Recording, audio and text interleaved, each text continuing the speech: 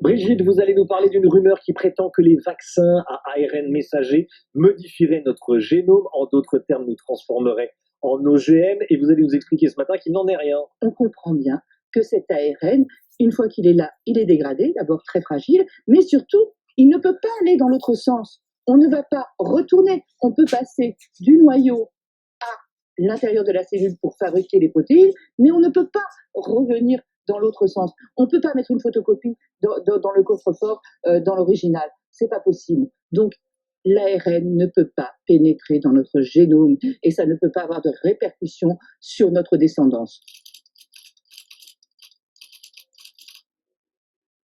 Mais il y a quelqu'un qui leur a dit, est-ce que l'ARN messager du vaccin peut être transformé en ADN et intégré dans le génome? Mais non, c'est impossible, puisque on sait très bien qu'il y a un flux continu ADN, ARN, protéines chez les hommes, et il n'y a pas de transcriptase inverse comme les autres, ce qu'il faut.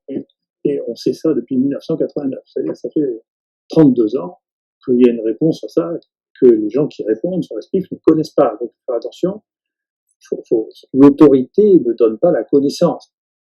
Brigitte, vous allez nous parler d'une rumeur qui prétend que les vaccins à ARN messager modifieraient notre génome, en d'autres termes nous transformeraient en OGM, et vous allez nous expliquer ce matin qu'il n'en est rien. On comprend bien que cet ARN, une fois qu'il est là, il est dégradé, d'abord très fragile, mais surtout, il ne peut pas aller dans l'autre sens. On ne va pas retourner. On peut passer du noyau à l'intérieur de la cellule pour fabriquer les protéines, mais on ne peut pas revenir dans l'autre sens. On ne peut pas mettre une photocopie dans le coffre-fort, dans l'original. C'est pas possible. Donc, l'ARN ne peut pas pénétrer dans notre génome et ça ne peut pas avoir de répercussions sur notre descendance.